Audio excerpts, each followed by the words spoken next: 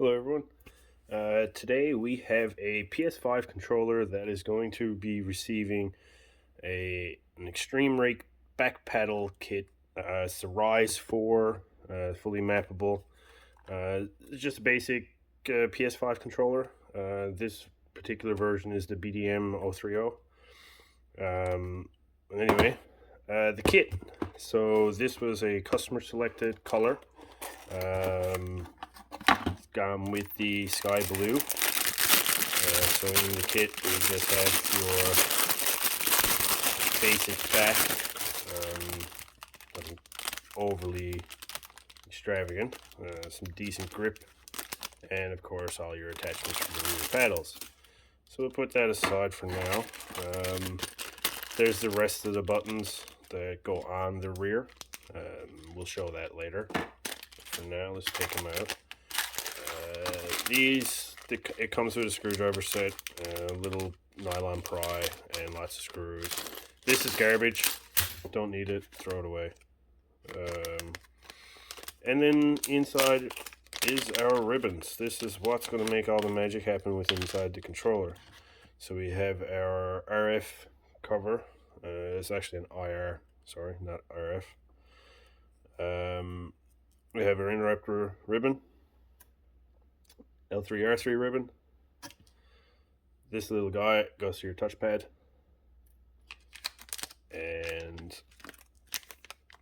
that's your actual programmable card. This is what attaches to the rear, and some felt pads, not necessary. And then we have a warranty card, recyclable, and of course empty box,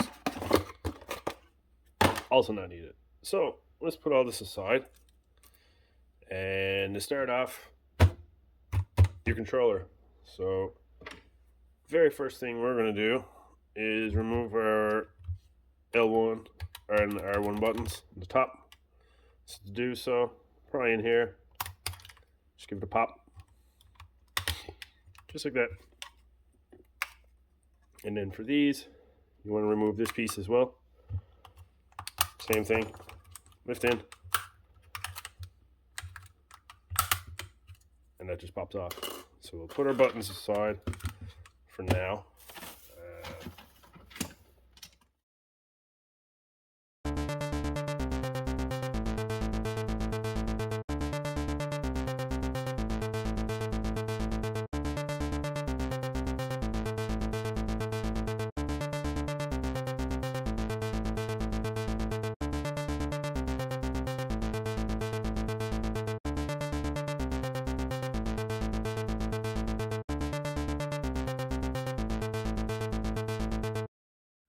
So let's turn on the iron. Let's get some flux. Let's get some solder. It doesn't have to be overly fancy. It also doesn't have to be a big deal. I don't know what I'm saying. So anyway, let's increase our zoom. Here we go.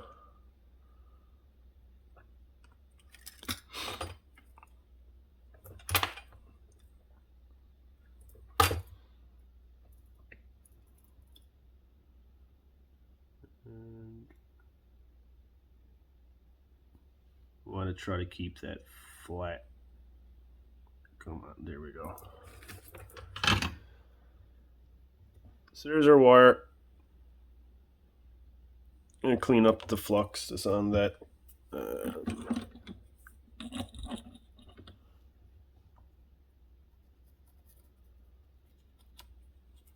like to be clean. I don't like to leave a mess if we don't have to. So take our wire that feeds up through the top, because we're going to chase our ribbon just like that. And to get this back on, start on the edge. There's a little clip right here, and it just snaps in place. Excuse me. Let's go back to one zoom. Here we go. So I got that back on. Getting the light bar, I've done a couple of dozen of these. And honestly, I wish I could tell you that there's a trick to it. I'm sure there is. I can never quite get it. There we go. It's on. Not easy, but you get the hang of it after a while. So we put our screw back in. At this point, we can put your touchpad back into the console. We're done with the touchpad at this point.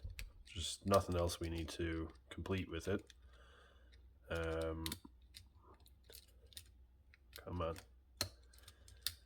Here we go. Almost. In. There we go. Alright. Touchpad is back. We can put our guts back in. Let's get our 4 screws back into that so we don't lose them, because that's not what you would want to do.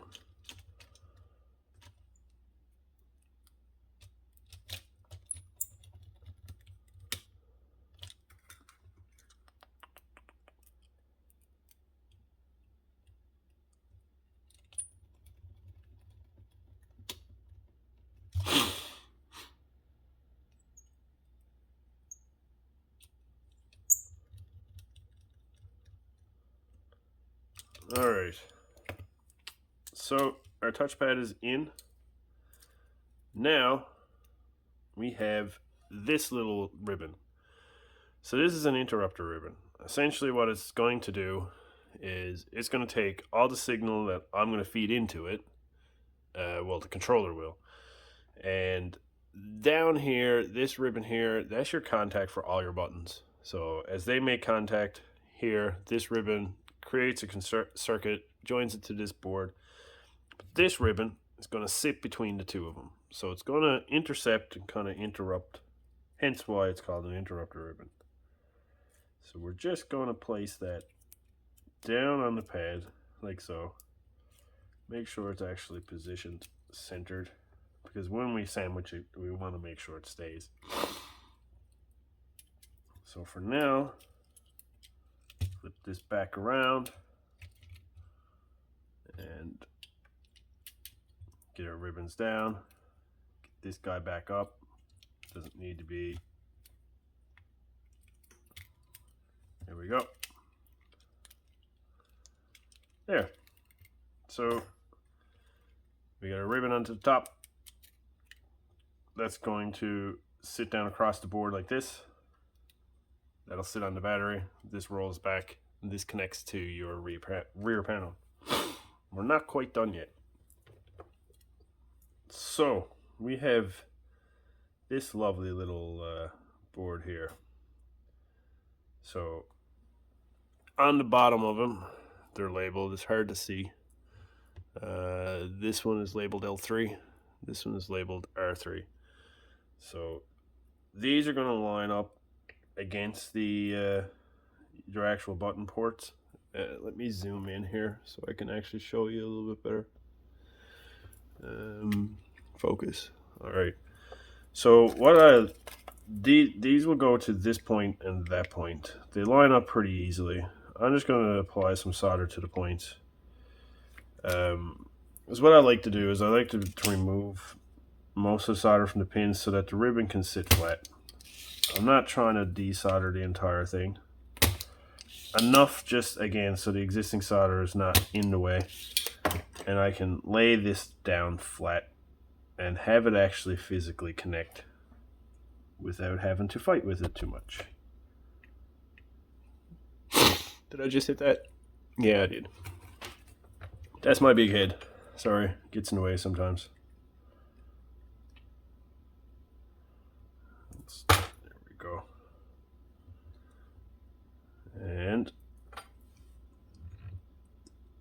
sorry again if my head gets in the way. Oh, look at that. I did the wrong hole. Ah, sorry. Wrong hole, wrong hole. It's never good to get the wrong hole.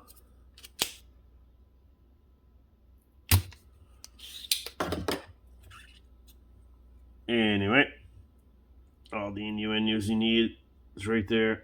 I won't say it. You can fill in the blanks.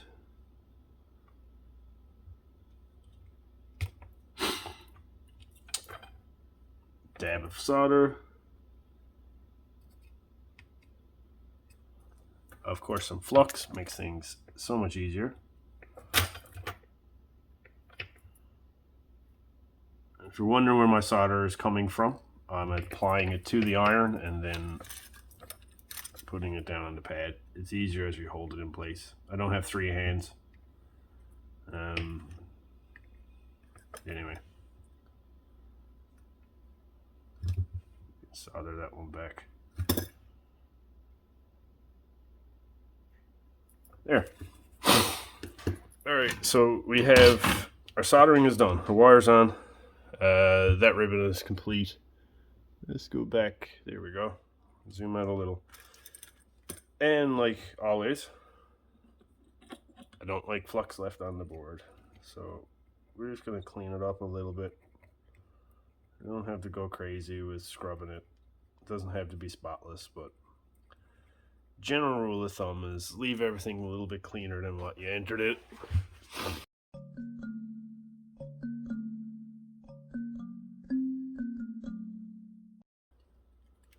With this here, remove your 2-sided tape.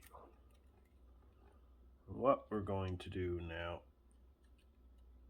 is simply sit it down on the battery. I'm going to plug this in first, because once that's plugged in and secured, you get a good general sense of where it needs to be.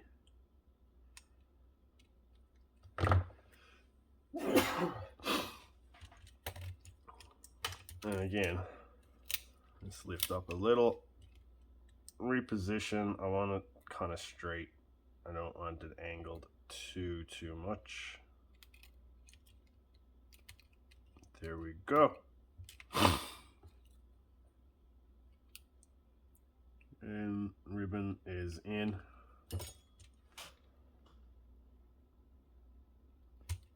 Alright, so I lied. I do have more soldering to do. One more point, and that's to connect this little ribbon, the one we did from our touchpad. So it's very easy to determine where it goes. That's because right on the pad it says touch key, and that's the wire you need.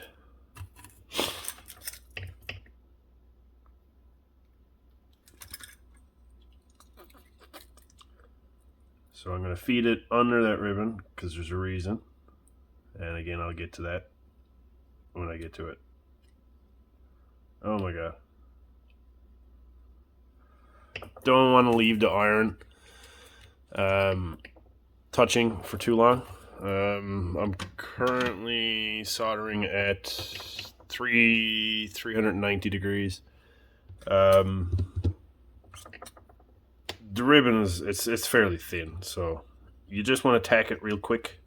You don't want to hold it. It's not necessary, and you're just going to run the risk of damaging your board or damaging your ribbon. Sorry, and then you're kind of screwed because then you start all over again. But anyway, I'm going to take a break here. This part is done. When we come back, we're going to get this together. All right, stay tuned. And my battery died. Mid-recording, I stopped, charged it, have it plugged in. Kind of in my way, but anyway, let's finish this off.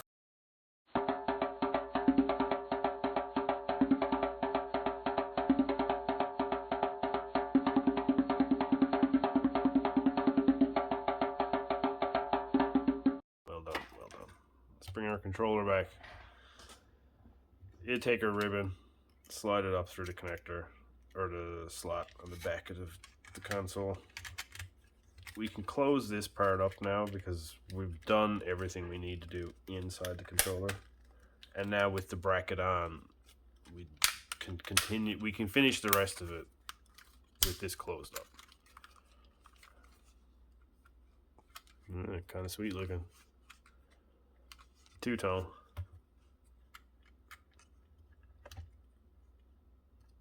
Oops. I don't want that. I want a lot of the connector left inside the shell. I only want a little bit to stick out. Oh, there we go. So what we'll do is we'll attach the actual board first. So this attaches pins board side down.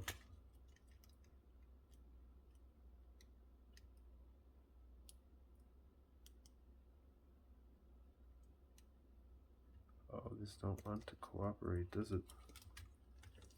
What am I doing?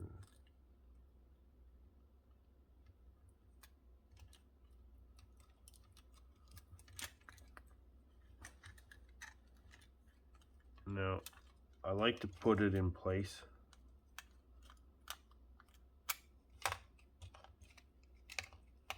And actually screw the board in.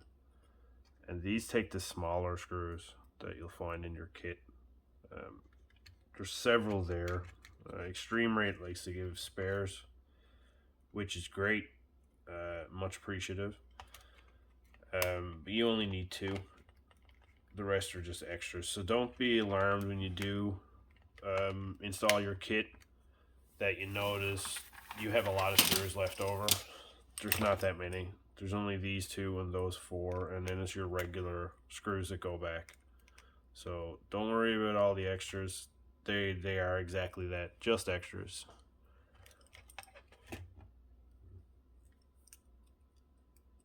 Maybe Extremerate could add it as a disclaimer in their kits.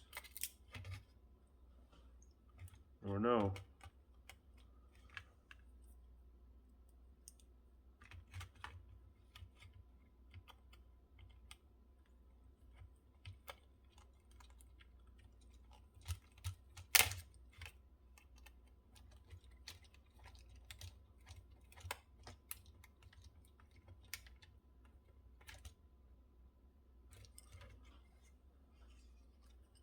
Now, the extra ribbon, hard to see, will naturally fold. And it's just enough so that it'll actually come back on itself.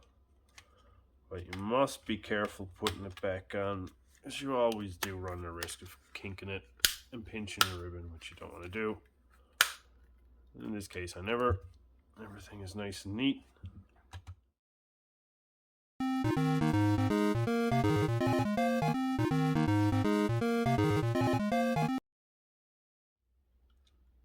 Where is this clip? Sorry you can't see it. Ah, there we go. Anyway, whew.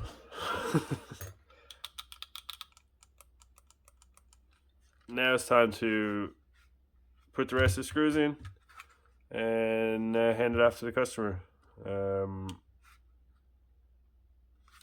Basically, they'll do the programming. The install is done.